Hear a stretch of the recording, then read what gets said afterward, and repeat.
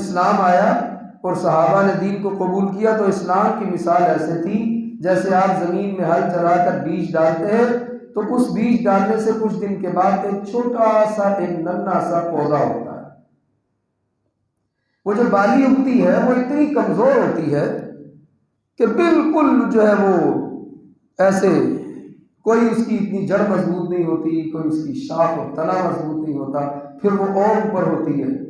فرمایا فآزرہ، پھر اس کی کمر مضبوط ہوتی، فاستغلظ، پھر وہ موٹی ہو جاتی،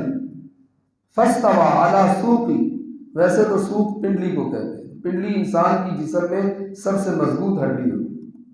جس پہ انسان کی باڈی چاہے وہ 200 کلو کا ہو وہ اسی کے سر پہ کھڑا ہو. فرمایا فاستوى علی سوقی، پھر وہ جو شاخ نکلی، وہ صحابہ جو ابتدا میں اسلام لائے، جو مارے کھاتے تھے،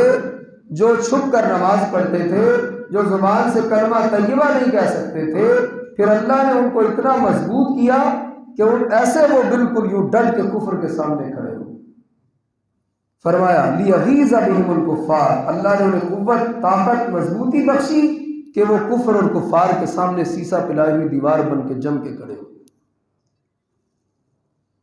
اور اس کے ساتھ میں نے آپ کے سامنے حدیث رسول اللہ صلی اللہ علیہ وسلم پیش کی ہے.